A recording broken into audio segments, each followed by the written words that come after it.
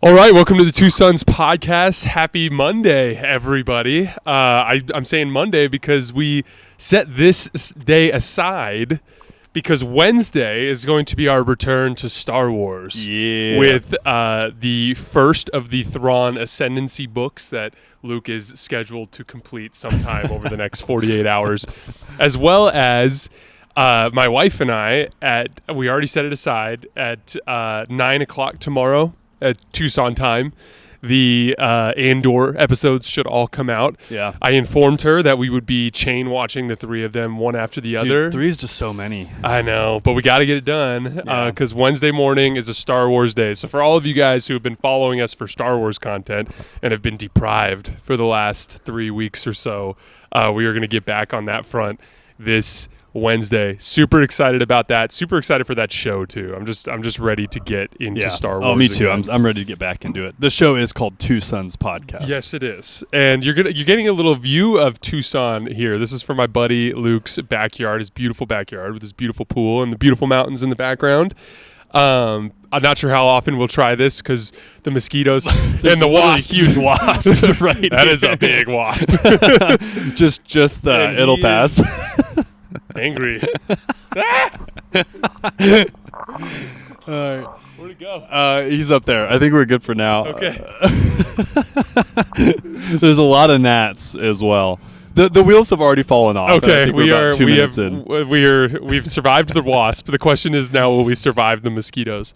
Literally, we might get rained out too. Yeah. All sorts of things could go wrong with this experiment. But that's what it is. It's an experiment. If you guys could subscribe to the YouTube channel, we'd sincerely appreciate it, as well as following us on all of our socials. I always put a link at the underneath the video that just kind of takes you to a link tree that has all of our different pages and stuff like that. Today we're going to be going over episode 4 of Lord of the Rings, the Rings of Power, and then we will also be going over episode 5 of Game of Thrones, House of the Dragon. So those will be released today and tomorrow. Did you say House of the Power or did you say Rings of Power? House of the Rings of the Power of the Dragons. The Lord of the Rings and Game of Thrones. Yes. But we're gonna start today with the Game of Thrones episode. Yeah. Yep. So this one had a classic Game of Thrones scene in it at the end, which is, and it's funny because I was listening to the little like post show, whatchamacallit, like the making of the show, like scene at the end, and they're talking about like every Game of Thrones season needs to have a wedding where stuff goes wrong, and it's not just that, it's is that a Lola hair? What is that? You literally have a spider web attached to your head. Are you serious? Yes. Where's that? Let me get it. This might be the last time we do an outdoor episode. The outdoor episode is a disaster. Anyway, so this is, to me, it was classic Game of Thrones in the sense that the actual episode or the actual wedding itself had like 17 different dynamics taking place. Oh, there's so much to unravel. And just a ridiculous amount of tension. Like Daemon gets accused of murder. Accused? Yeah. Yeah. There's literally a murder. Right. All of these like weird like everyone is just going out of their way to disrespect the king in all these different ways. Shows up late wearing green. Yeah, which was like a total power move on her part. It was a really interesting episode, and things Criston are escalating very fast. Right. Well, yeah, the wheels just completely fall off in the last like 5 minutes, and then the wedding ceremony, they're just in tears. The entire time. Yeah, it's just terrible. And there's blood on the ground. I know, and then a rat's like licking up the blood. Yeah, it's so Game of Thrones.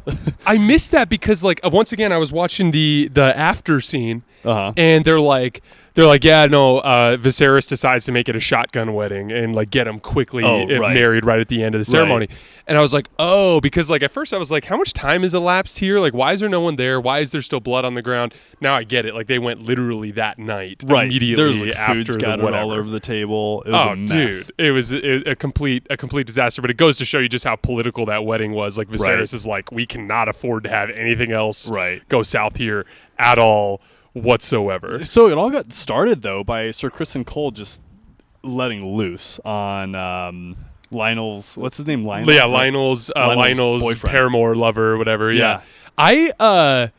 That was not what I was expecting because like the whole time you're watching that wedding, you're like, where's it going to go south? Like, is the queen going to make an announcement where Right. she just puts everything down about the sex between Sir Criston Cole and Rhaenyra? Or is Daemon going to end up like fighting this random dude from the Eyrie, or like what's going to happen? The last thing I expected was Sir Criston Cole randomly going crazy and killing the other lover dude. Yeah. Even though the lover dude was like, hey, dude, we're all on the same side here. Right. We We're know some supposed secrets, but you probably know a secret now. So, Yeah. yeah, it was completely out of left field, completely uncalled for. He didn't seem that upset when he told him either. Right. Like, he kind of walked stoned. by him and he looked kind of Stone annoyed, cold. but not like bad. Right. Right. But he calls himself, what does he call himself? A man of the, what is it? He had some name for himself, and then by him no longer being a virgin anymore, it was a huge deal for him, right? Oh, yeah. No, he's in the Kingsguard. Yeah. So in the Kingsguard, like we talked about this a while back. Remember, they have to, like when we were talking about Jaime Lannister and how he had to give up his like houses and titles and all that stuff. Apparently, it's also a vow of chastity. Yeah. Which I was unaware of as well. But I think it's chastity outside the confines of marriage. I think you're fine if you get married. Huh. I believe. I'm not certain about that, but I think that may or may not be the case. That would make sense because he did think he was just going to get married. Yeah. Oh, yeah. He He was like shocked that Rhaenyra was like, "No, man, we can't get married." What a ridiculous proposal he had know. there. Hey, dude, let's run away. Like, sure, that'll go well. Your father has dragons. I know. And what do? Are you taking your dragon to Essos? Like, what? Like, yeah. So she suggests that they all just like elope to like Bravos or something. And Sir Criston came off looking like a petulant teenage boy a little bit in this episode. He went full Anakin Skywalker. Oh, dude. He kind of lost it a little bit and ended up just making everything just go super bad. And it wasn't exactly what they portrayed him as in the first 4 episods. They made him seem kind of tougher than that. Yeah, he was very stoic. I mean? Yeah, well, and it's kind of funny because each episode I thought he was less and less tough because even when he took off all of his armor when Rhaenyra was trying to get with him, he was a skinny little man. He was a skinny little man. Yeah, I thought he was going to be this, like super strong dude, and then he was super skinny. Very turns average. out plate metal just makes you look huge. Just huge. Well, he looks super wide. Yeah, that armor is ridiculous. You can't fight in that. Oh man, that was funny when Rhaenyra basically turns him down, but in hey, we can still have our thing on the side. Right. And then he's like, so I'm your whore. I know. It's like, dude, what are you talking about? No, that's not what she said at all. Oh gosh, that was pretty great. The other. There's a bunch to unpack at the wedding that I want to get to in just a second, but like there was kind of a tone set at the beginning with Viserys showing up to Driftmark. Yeah. And him not being greeted at the gate. Right. And then like literally he walks into the hall and Corlys is sitting in his throne. Right. Waits for him to approach. Then he gets up and like nonchalantly walks over, and then he like takes a knee and calls him your grace. And it just was kind of like, it kind of reminded me of like how, generally in life with our bosses and with our superiors, we're constantly aware of what is respectful versus disrespectful. Right. Like, little manners and mannerisms and things like that are important to convey respect. And like this episode was the first episode where like everybody just was like just completely unbothered by Viserys and anything he could do for retribution over a sign of disrespect. Like, he's like not only weak politically, but also he's just weak physically as well now. Oh yeah, all of his fingers are pretty much off. Oh dude, he is completely on the like every time I keep seeing the preview for the next episode and Viserys is like still alive, I'm like, really? Dude, he looks like Schmeagol in the preview. His hair is bad, splotchy, and like no, he literally does look like Schmeagol. That's literally what he looks like. But the that's at his cousin is married to Corlys and she's doing this. And what was interesting is at the end of that scene, if you remember, Rhaena literally says to Corlys like, that was a weak move kind of by him coming here and pleading for us to marry our son. And to the point where like Corlys feels comfortable asking if we can steal the last name away. Right. I know. What did you make of the compromise? I don't know. I didn't even understand it. Like, I think he was saying that like when they're wed, they get Corlys's house name. And then when it's time for Rhaenyra to become queen, then they go back to his name. Well, that was what was confusing to me. So their kids I couldn't tell if they were saying like their children would be Valerian, or if they were saying that Rhaenyra would become Rhaenyra Valerian, but then their children would be Targaryen. Oh, is that what you were picking up? I could be wrong. Our viewers probably know, but I was picking up that when the wedding happened before Rhaenyra's queen, they're going to not be Targaryen, and then it's the second she becomes queen, then it's going to go back to Targaryen. I could be wrong. That wouldn't make sense either, though. But yeah, that it could, because like Corlys literally says at one point, he's like, "This is a valid compromise" or something like that, as if he had offered some sort of succession to him. Which was, but I feel like the throne was always gonna remain Targaryen. Yeah, obviously, because like that was the whole whole entire dragon thing. Yeah, right. That was the whole entire point of it. So yeah, it was weird. There was such a weird like battle of wills taking place there. You were right on about the Hand of the King thing, and ended up being the guy, which we still don't know his name. Mysterious ally of Viserys. I know. I wrote it down. You did? Think of it. Yeah. Don't mind me. I was like, oh, that's his name. That's his name. He's an all around good dude. You were spot on. You were spot on that one. Yeah. Daemon just straight up murders his wife. Lionel. Yes, that's his name. Yes. All around good dude. All around good dude. Just totally loyal to Viserys. Non-political. Just gets it. There's that random scene where Daemon just goes home and murders his wife and then leaves. What was interesting there is in the post show, I don't know if you watched it. Yeah, the post show was interesting. Yeah, like he straight up says that like in the books, she just falls and dies off her horse, but her skull is crushed. Right. And they actually add in the Daemon part. Right. And then I liked how explicit they were about how Daemon for sure killed her, most likely, unless someone came out of nowhere and crushed her head with a rock, because obviously her head wasn't crushed when the scene had ended, but then later on he's holding the giant rock. Right, but then later on in the episode it says that she had a crushed head. So well, and they straight up say, like in the post show thing, they're like our intention was to make it look like Daemon shows up not knowing what he's gonna do. Right. But she like gives him attitude. Her character was so cool too. Oh, dude, she's absolutely. probably my favorite character that I've had thus far. And of course, like she was in the show for a whole 4 minutes and then got killed. Dude, and she's so different from the chick from the Eyrie in the Game of Thrones episode, because like in the Game of Thrones series, like the lady from the Eyrie is like this creepy old woman who like breastfeeds her 13-year-old boy, like and is like clearly just insane. Yeah, and then this chick is just like I think her name is Rhea. This chick is just like I ride horses and she's like I'm going hunting right now. No, I don't need you to come with me. I'm cool. And then she gets crushed by a horse. Oh, dude. Well, and they must have showed up to the scene and seen like, because that one dude is like certain that Daemon killed her. Oh yeah, like just absolutely certain.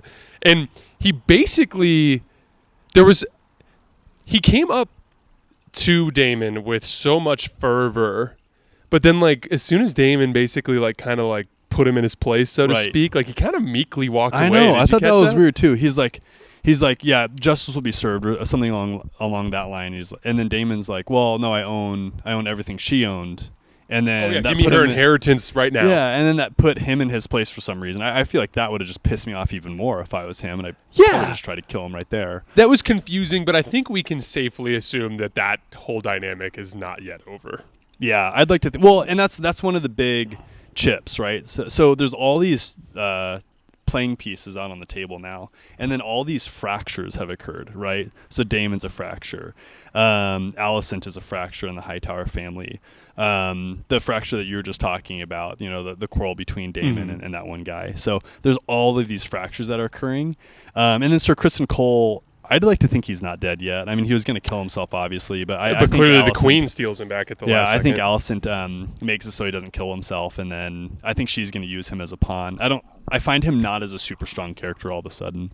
Yeah, so that fracturing concept you're talking about is what's really interesting, because we had a comment, and again, like Luke and I have always said, we're not experts on Game of Thrones or anything, and we just wanted to organically react to the show the way that we would and do it, kind of within the scope of the way that you and I like to talk about stuff. Right. And we went into this show purposefully not doing a ton of research because we didn't want to come into it knowing everything. But we do like to read our YouTube comments, and we had somebody that kind of broke down. And apparently we're like, you and I and our entire guesses of how this would go down is so wrong, because apparently this entire story is about this blatant civil war that takes place within the Targaryen family, and it's heading in that direction, right? And it goes even further than that. And I'm sorry to do this to you, but I have to. Spoilers? I'm watching a random episode of Game of Thrones the other day, and Joffrey is like walking the Tyrell chick through the crypts of the Red Keep, and he points down this hole, and he's like, "Look down there, that's Rhaenyra Targaryen." And he's like, "Yeah, she got eaten by her brother's dragon while her own son watched." And I'm like, Carly and I are looking at each other like what? What? like what? Like, this is. Hold on a second.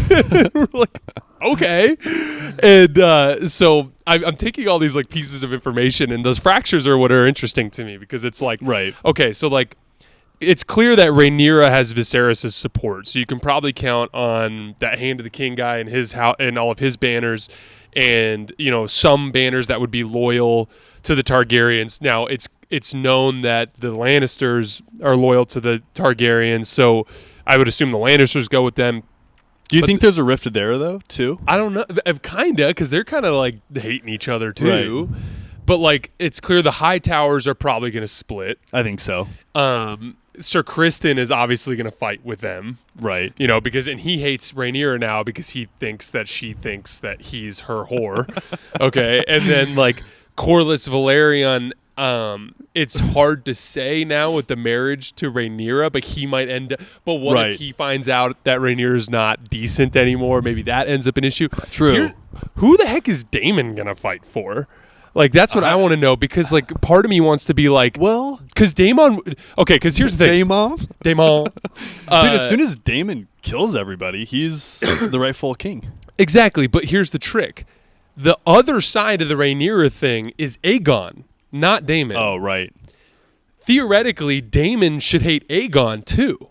Well, he might, and he might. And who knows? Honestly, who knows what direction it's going to take? It changes so fast. And then the other thing too is the preview. Everyone is what?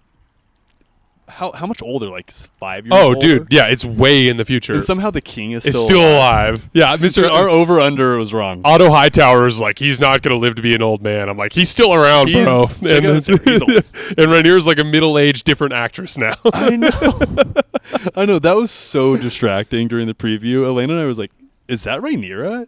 Yeah. What was so surprising about them doing the recast there too is the chick who played Rhaenyra is awesome, first of all. Right. And when you and I have already talked about that. But second of all, like, Daenerys Targaryen ages presumably a decade and a half in Game of Thrones, and she just kind of looks the same the whole time, and it's fine. I'm actually surprised they opted to go that route. I'm surprised too. And they kind of, from what it looked like, I don't really think they looked all that similar. Mm-mm. Other than just the bleach blonde hair, I mean, that was... and super pale skin. That was about as alike as they got. Well, recasting, because I mean, like, for instance, in Star Wars, like recasting like two different Obi-Wans that are filmed decades apart and take place decades apart. Like, you can get some buy-in there for sure.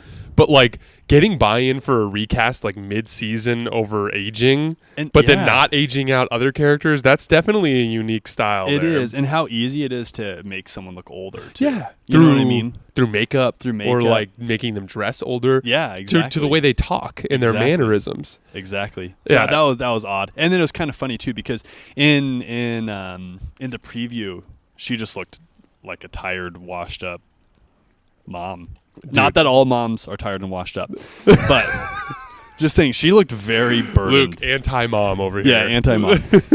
Hey, mom, if you're listening, I love you, by the way. No, she kind of looked washed. She kind of looked like Alice. She looked worn out. Actually, this show pretty much makes it look like having a child is the worst thing ever. Oh, like, dude. Allison's completely drained when she's holding her children. They're always crying really loud. I know. Rhaenyra looks completely drained as well. The one time it happens to be her preview when she's around her kids. Yeah, Rhaenyra's probably like, I wish I would have just ran off to Essos with Criston Cole. But he was apparently he was just a ticking time bomb, just ready to go off, just ready to literally pound. How did you feel? How did Luke do over the pulped scalp? So there was probably 4 or 5 times when I looked at Elena and I was like, why are we watching this show? The show doesn't make us happy. We hate the show. No, this show takes energy for me to watch, Jason. I'm doing this because I'm your best. He's doing this for you guys. I'm doing this for the gram. Putting himself through the ringer for the sake of the show. My soul is getting tarnished for this show. So, are you ready for my crazy theory? So, and Absolutely. again, with the exception of the YouTube comment, which broke down 80% of the show, and the episode of Game of Thrones that reveals the end. With the exception of those two monumental details, I have not done any other research on how this is going to go. So my theory now is I think Daemon and Rhaenyra end up allying against Aegon in the High Towers. Oh. And that ends up being the dragon battles, is like Aegon. But then how is Rhaenyra going to get eaten by Daemon's dragon? Is he just going to flip no, sides no. on her? Hold on.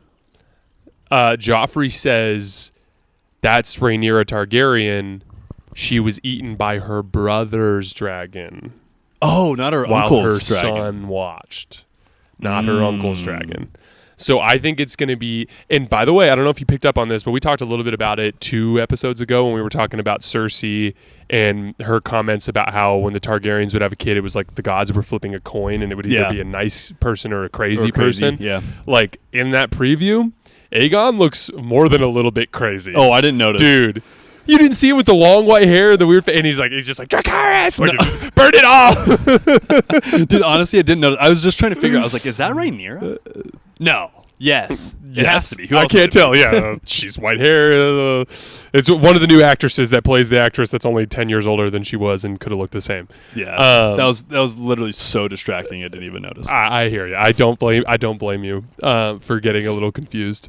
But yeah, so that's my theory, is that it ends up being Daemon and Rhaenyra and their associated allies versus the Aegon and the High Towers and whoever they can get together. I feel like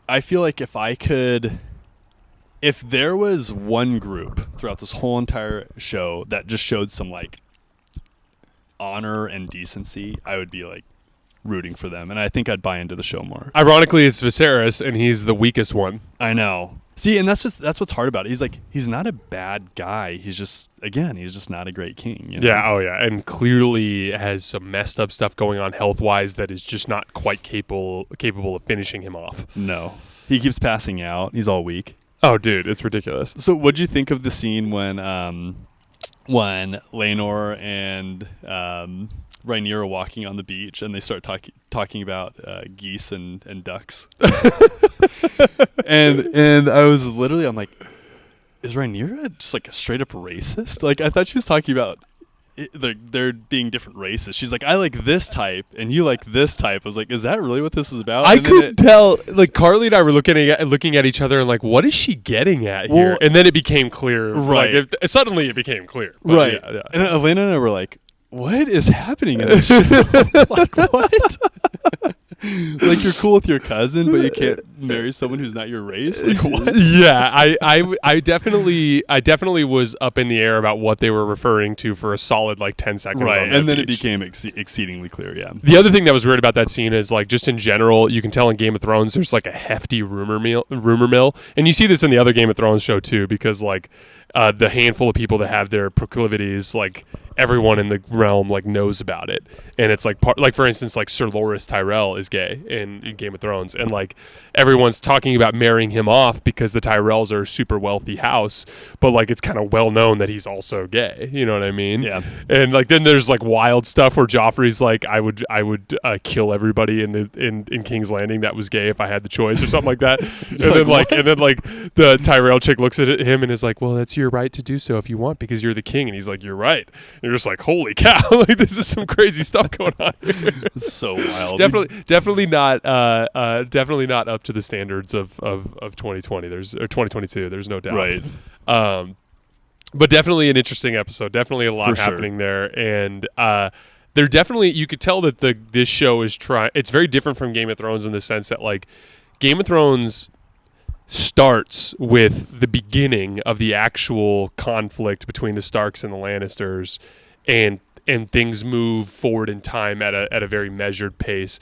There's clearly a moment in time where the Civil War begins. Right. And rather than starting there and counting on you to fill in the gaps with research or God knows what else, they clearly decided to start significantly further back and plant the seeds by dropping into time at these various different points. Right. Which is a really interesting way to tell a story. And I don't think it's fair for us to really, even though we're shitting on the recasting a little bit, I don't think it's fair for us to really judge it until we see the final product. I think I'd agree with you. Mm-hmm. I'd agree with you. Are you liking Game of Thrones or Lord of the Rings better at this point? So say Game of Thrones on this episode, and the next episode say it's not a fair question. Yeah, exactly. It's not a fair question because on the Game of Thrones front, I'm more committed to it in general because of the original show.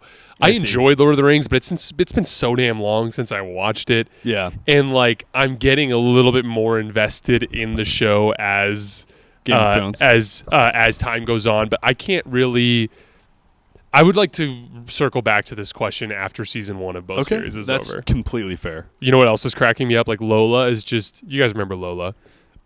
She's been put in timeout because last time she walked in front of the camera and it went out of focus.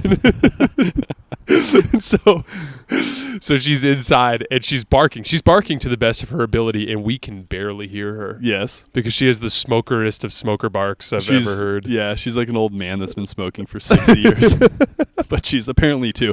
Okay, so about Lola, for our viewers, we went to the Humane Society one night and no, I take that back.